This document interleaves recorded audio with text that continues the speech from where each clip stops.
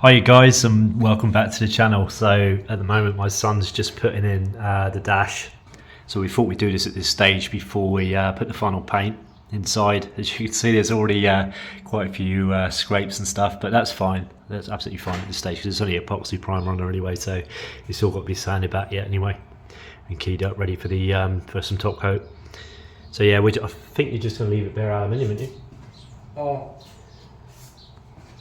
Well, there we go. I might put it back on that of some sort, but... Right, so yeah, at this stage we don't really know what we're going to do with it, but it certainly cleans it all up anyway, and it's just quick. We want it quick and basic, so which is absolutely fine. So yeah, might put a some kind of vinyl wrap on it, but anyway, that's later on down the track. We just want to get it all together first. So yeah, another thing we've got to sort out is the steering as well. So the steering wheel's going to be lower than it would normally be because the seat is going to be sitting further back. Our steering shaft obviously comes through here, and we're going to hopefully, after seeing Fab and the other Magnetic 7s, they use a UJ, which gives a higher inclination, so the angle of the steering can drop down without extra pressure being exerted on the steering rack or having to bore up this hole.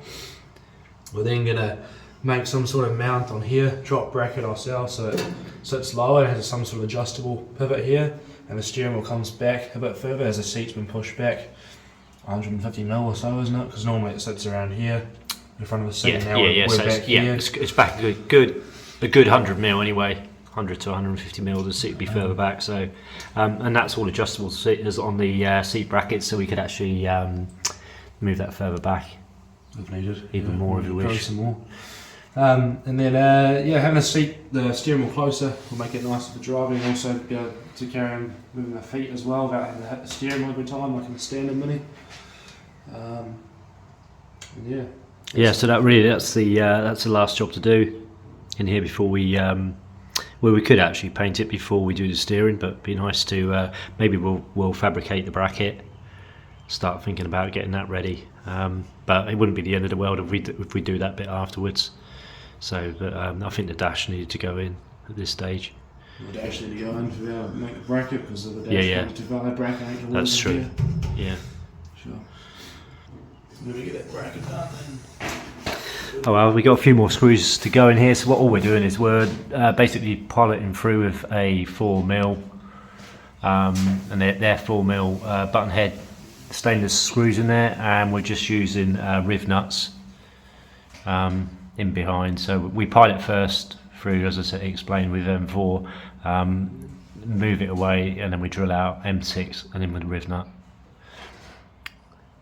So we got, as I say, we've got a few more to go down the bottom here, so we'll get on with those and get that finished.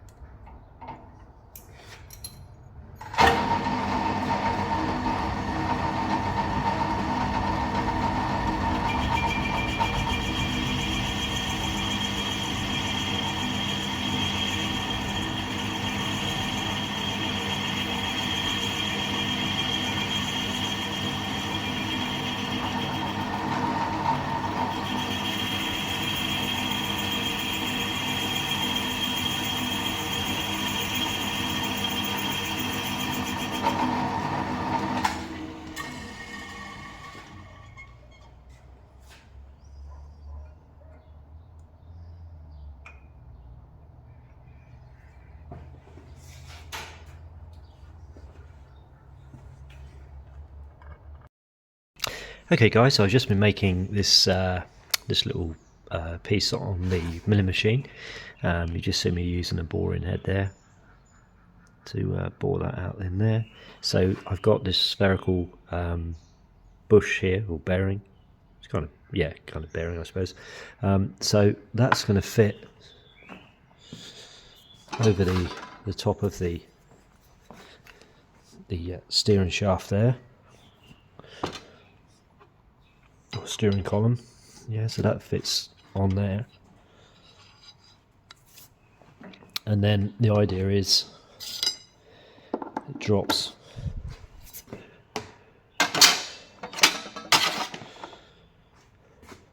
into that little piece I've just made. That drops in there. There will be a captive piece on the top here as well to sandwich that in, just to hold it in place. Because this is a spherical bush or bearing, it means if you see me press it, you can actually you can change the angle.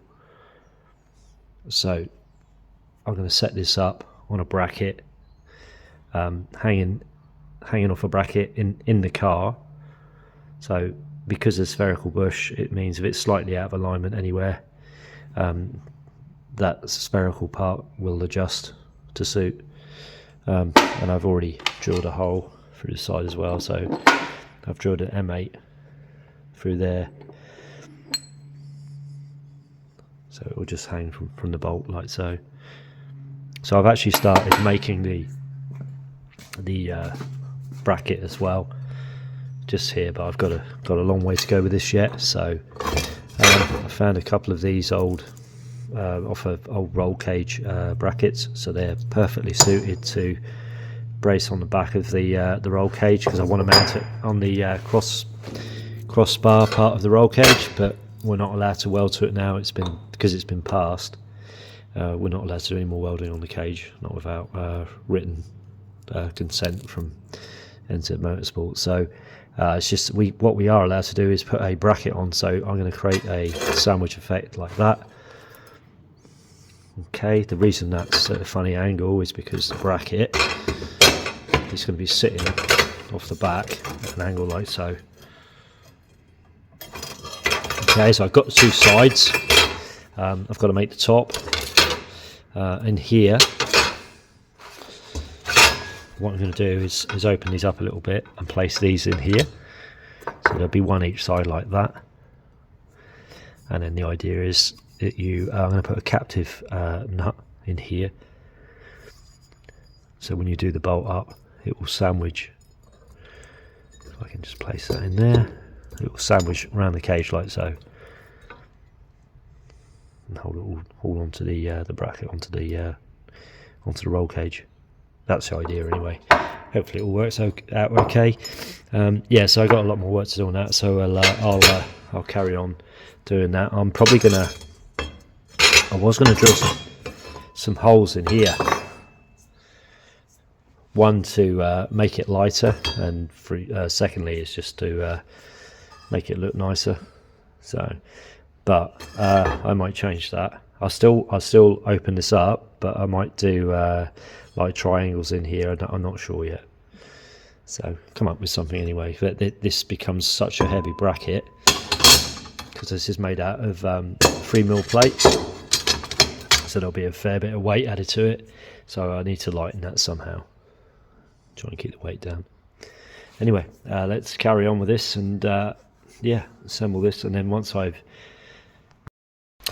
guys, I've now drilled out and tapped the steering bush support and also the collar that I've drilled that out as well. So that's going to bolt down on there with M4 stainless steel. That's these fellas here. So they're just button head M4 screws, set screws. So what I've done is this actually sits slightly proud, as you can see there, and I've put a little rebate in the back of that. So as it sits on here, there's actually a slight gap there, a good couple of foul. So I don't know if you can see that, but yeah, kind of rocks on it. So as I bolt that down, that basically pinches the bush into place in there to stop any socket moving around. So this actually, this slides in here quite in and out quite easily. So it's not actually, it's it's like the right sort of size. There's no movement in the housing on that bush, which is what I don't want, because I don't want that moving around. So it's not an interference fit, obviously. So the idea is that this clamps it down and pinches it in place, rather than having an interference bush which I could have pushed in, or bearing that I could have pushed in. But the issue with that is, in case you ever need to get it out, at least doing this, I can just literally undo this collar on the top, remove that, and then just pull out the bush here, or bearing, whatever you want to call it, and just replace it. So, I mean, you know, it could be like years down the road. It's not, I mean, this will probably last for years, but just trying to future proof a bit, that's all. So anyway, guys, I'll carry on making the rest of the components, and then I'll do a bit. I'll show you a video of it at the end, all the components as I assemble them.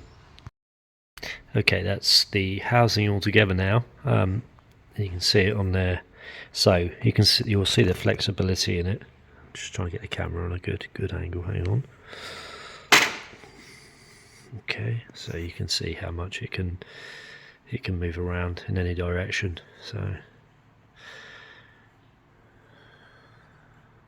So rather than having a fixed bearing in there, which I think could possibly bind up, especially knowing that the steering column on the Mini, it comes up at a bit of an angle.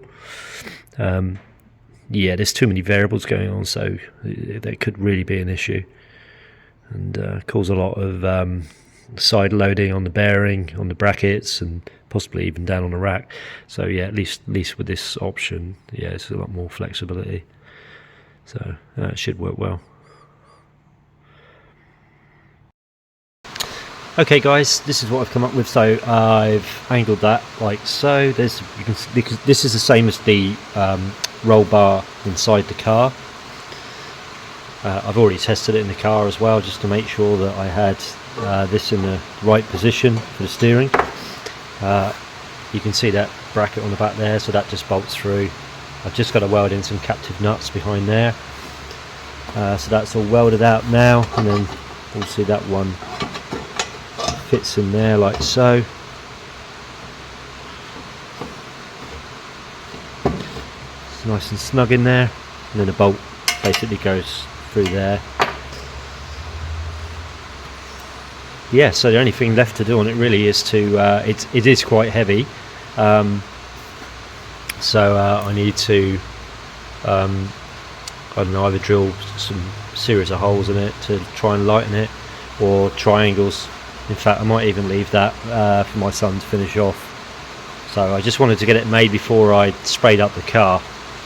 So anyway, it's all made now, so I can get back on into the car and key it all up, ready for some top coat. Okay, so I just sanded the entire inside of the car with 240 grit paper, and I've gone around all the seams and just run seam sealer all the way around there. Okay, and a bit at the front as well.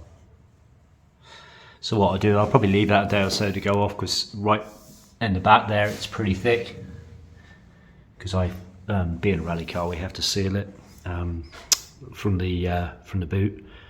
So as you know, a normal Mini, it's all open where the quarter panel is. You can they just put a piece of almost like sponge in there and tuck that in there, but that won't be good enough for this. So I've actually run a big blob of. We did bend the metal as close to the quarter panel as we could, and then I've just seam sealed it just to seal it all up. Yeah, so I'll just leave this a day or so, let it go hard. Then what I'm going to do, I'm going to blow another coat of epoxy over the whole thing, and then I'll probably scuff it all up with a Scotch pad, and then put the couple of coats, or 2 or 3 coats of top coat on it. Okay guys, I've just hit that with a couple of coats of epoxy now. So all that leaves me to do now is to Scotch pad the entire interior. So I've just done the interior of the vehicle at this stage. So I'll Scotch pad the entire interior, and then I'll be able to give it 2 or 3 coats of top coat. I've only just done it, so I'm going to go in there and show you, but I'm going to have to put my mask on, so it'll probably sound a little bit muffled.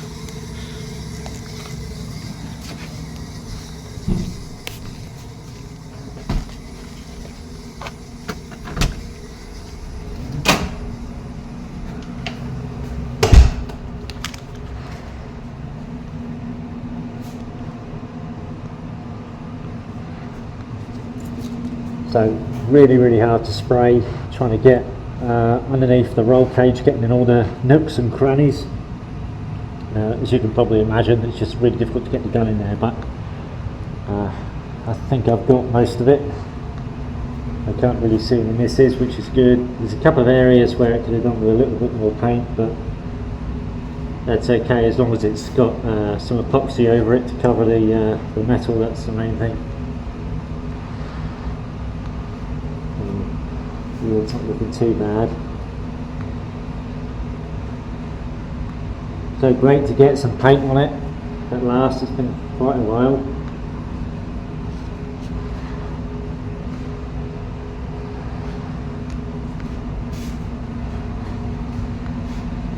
So I'll leave this till tomorrow. As I say, I'll scotch pad it tomorrow morning. It'll probably take me a good 2 or 3 hours to go over it all, and then I'll, as I say, hit it with the top coat. So the colour of the car will be revealed tomorrow. Okay guys, I've just finished spraying the inside of the car, so this is the big reveal for the colour, and it's it's not everybody's cup of tea. I actually love it. I think it looks fantastic. Anyway, I'll put my mask on and I'll go, because I've only just finished spraying, so there's loads of fumes in there. I've got the fan running at the moment, but I'll go in there, put my mask on so it'll be a little bit muffled, and you can have a look.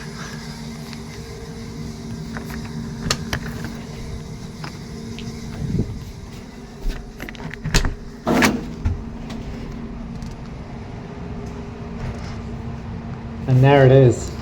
It's called lime green.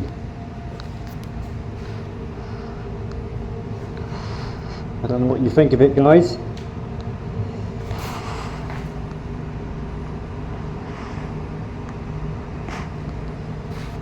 So that took about it must have been a good litre and a half of paint to cover that, and it was really awkward to do, trying to get in all the nooks and crannies, but I think I've got it. I've just noticed actually there's one area over there I'm not happy with, but luckily where it is, it's going to be really easy to touch up, just on the roll cage there, the brace bar going across the door at the top, so that'll be easy, really easy to rectify that, so not too concerned about that. It's probably good a place as any to be a bit thin on paint. So I had to spray the roof first. I put literally 3 coats on the roof first, and then just work my way from the back of the car, the parcel shelf. Again, I did that, and the back seat, a few coats on that, and then just literally work my way across the car, so to get it. So is there any way I could do it, really? Because you have to actually get in the car to spray, and I just left the floor till last. So I sprayed everything up with 3 coats all the way around, and then left the bars across the doorways and the floor, and then just quickly popped a couple of coats on those. Last job. So actually it looks a bit thin over there, as yeah, it has. I've missed over there, so I'm going to have to touch that up a little bit. It's not too bad. Hopefully my son will be happy with that. So there it is, guys. So I can next job is to spray up the engine bay and the boot. They're the next 2 awkward areas. Once they're out of the way, the rest is plain sailing. So yeah, anyway guys, big thanks for watching. To the next one, cheers for now.